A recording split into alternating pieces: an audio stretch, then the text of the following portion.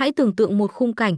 Trên những chặng đường hành đạo, nơi bước chân người tu hành rảo bước thanh tịnh giữa dòng người, bỗng xuất hiện một hiện tượng kỳ lạ, thu hút mọi ánh nhìn và dấy lên vô vàn lời bàn tán. Đó không chỉ là sự hiện diện của những người mộ đạo đi theo, mà là sự góp mặt của những vị khách hoàn toàn bất ngờ. Một cặp chó, được nhiều người chứng kiến nhận định là chó nghiệp vụ với vẻ ngoài oai vệ, và đặc biệt là hai con dê trắng muốt.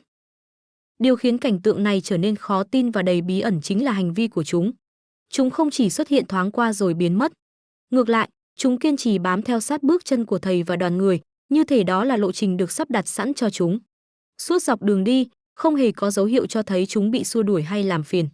Chúng ung dung di chuyển cùng đoàn, đôi khi còn có những tương tác rất tự nhiên với những người xung quanh, thậm chí là những ánh nhìn giao tiếp khiến người ta phải sững sờ. Cảnh tượng độc đáo này được ghi nhận trong bối cảnh hành trình đầy gian khổ và chú ý của thầy Minh Tuệ, dù thông tin ban đầu bạn nêu là ở Ấn Độ. Phần lớn ghi nhận phổ biến là tại Việt Nam, nhưng dù ở đâu đi nữa, sự xuất hiện của đoàn tùy tùng đặc biệt này vẫn là một dấu hỏi lớn. Sự kết hợp giữa chó nghiệp vụ, loài vật vốn gắn liền với nhiệm vụ cụ thể, kỷ luật, và dê trắng, biểu tượng của sự hiền lành, thuần khiết, cùng đi theo một người tu hành đã vượt ra ngoài những lý giải thông thường. Chính cảnh tượng độc đáo và khó hiểu này là khởi điểm cho muôn vàn câu hỏi. Phải chăng đây là một điềm báo, hay chỉ là sự ngẫu nhiên kỳ lạ của tự nhiên? Hoặc có ẩn chứa một ý nghĩa sâu sắc hơn, liên quan đến con đường giác ngộ và thế giới tâm linh mà chúng ta chưa thể chạm tới? Quan niệm tâm linh cho rằng các loài vật, dù là hoang dã hay đã thuần hóa, đều có một sự nhạy cảm đặc biệt với năng lượng. Khi tiếp xúc với một trường năng lượng trong sạch, an lành và tràn đầy lòng yêu thương như từ một người đã đạt đến cảnh giới giác ngộ hoặc cận kề giác ngộ, chúng có thể bị thu hút một cách tự nhiên, cảm thấy an toàn và thậm chí là được cảm hóa. Sự hiện diện của chúng được xem như một lời chứng ngầm từ chính thế giới tự nhiên về sự thanh tịnh và đạo hạnh của người đó. Không chỉ dừng lại ở sự thu hút năng lượng chung, ý nghĩa biểu tượng của từng loài vật cũng được lý giải sâu sắc. Trong nhiều nền văn hóa và đặc biệt là trong tín ngưỡng phương Đông, chó thường được xem là biểu tượng của lòng trung thành, sự bảo vệ và cảnh giác. Việc một cặp chó, thậm chí được nhận định là chó nghiệp vụ, vốn rất thông minh và kỷ luật, tự nguyện đi theo có thể được xem như biểu trưng cho sự trung thành của muôn loài với đạo pháp, hoặc như một sự hộ trì vô hình. Trong khi đó, dê trắng lại gợi lên hình ảnh của sự thuần khiết, hiền lành, an lạc và thậm chí là sự hiến tế trong một số bối cảnh lịch sử, dù không liên quan trực tiếp ở đây. Sự kết hợp của chúng có thể mang ý nghĩa về một sự đồng hành hài hòa của các phẩm hạnh, cả sự bảo vệ lẫn sự thuần khiết, cùng hướng về một mục tiêu cao thượng.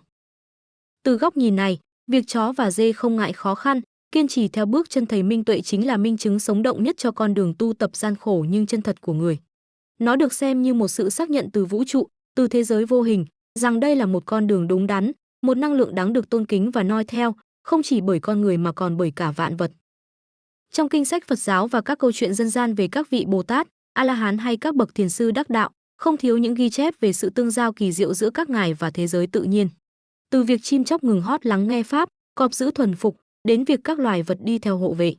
Hiện tượng chó và dê đi theo thầy Minh Tuệ, trong mắt những người tin vào sự mầu nhiệm của đạo pháp, chính là sự tiếp nối của những câu chuyện đó, là biểu hiện sống động cho sức mạnh cảm hóa của lòng từ bi và sự giác ngộ giữa đời thường đầy biến động này. Gạt bỏ những suy luận về tâm linh sang một bên, nhìn dưới góc độ lý trí và khoa học thông thường, sự xuất hiện và hành vi của cặp chó nghiệp vụ cùng hai chú dê trắng đi theo thầy Minh Tuệ quả thực là một hiện tượng đầy bí ẩn và khó lý giải. Đây không phải là cảnh tượng thường thấy trong đời sống hàng ngày, và chính tính bất thường đó đã làm dấy lên vô vàn câu hỏi.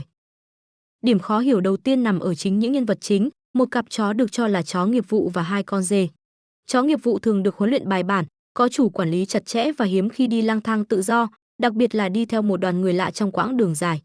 Dê là loài vật hiền lành, thường sống thành bầy hoặc được chăn thả theo đàn, việc chúng tách riêng và kết hợp với chó để đi theo một cá nhân là cực kỳ bất thường. Sự kết hợp lệch pha này giữa một loài vật được huấn luyện cho nhiệm vụ và một loài vật gắn với nông thôn hiền hòa, cùng đồng hành tạo nên một bức tranh vô cùng khó hiểu theo logic thông thường.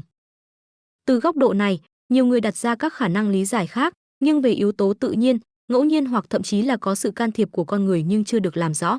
Phải chăng những con vật này chỉ đơn thuần là đi lạc khỏi chủ và tình cờ gặp đoàn của thầy?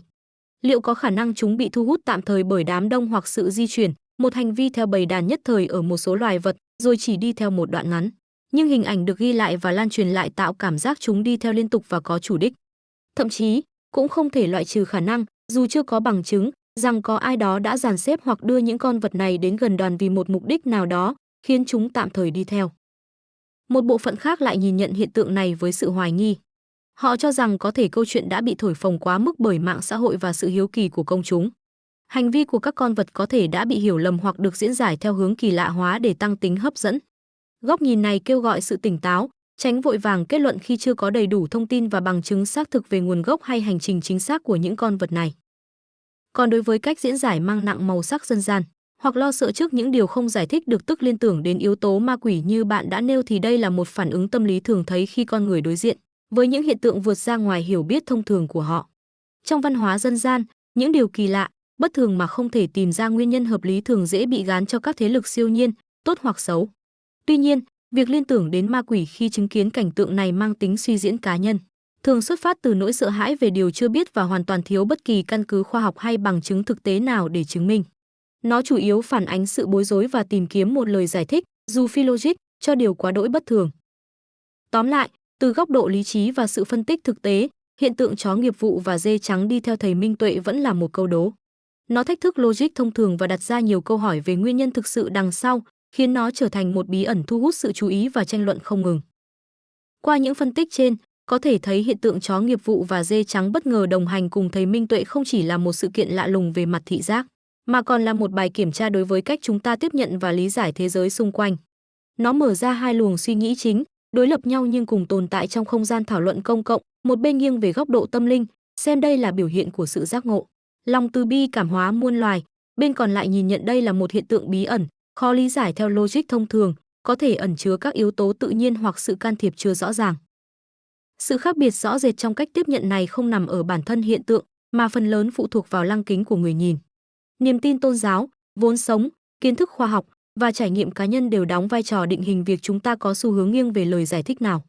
Một người có niềm tin sâu sắc vào sức mạnh của đạo pháp và sự tương giao giữa con người giác ngộ với vạn vật sẽ dễ dàng đón nhận lời giải thích tâm linh như một lẽ tự nhiên. Ngược lại, một người đề cao tư duy lý trí và khoa học sẽ cố gắng tìm kiếm những nguyên nhân thực tế, dù là khó hiểu hoặc bất thường, và tạm thời xếp hiện tượng này vào nhóm chưa giải thích được cho đến khi có đủ dữ kiện. Điều quan trọng khi đối diện với những sự kiện gây xôn xao và đa chiều như thế này là cần giữ cho mình một thái độ tỉnh táo và một góc nhìn rộng mở. Việc vội vàng quy chụp hiện tượng theo bất kỳ hướng cực đoan nào dù là thần thánh hóa quá mức, xem đó là một phép màu tuyệt đối không cần bàn cãi, hay ma quỷ hóa một cách tiêu cực, gán cho nó những ý nghĩa xấu xa, đáng sợ thiếu căn cứ đều có thể dẫn đến suy diễn sai lầm, lan truyền thông tin thiếu kiểm chứng và gây hoang mang không cần thiết trong cộng đồng.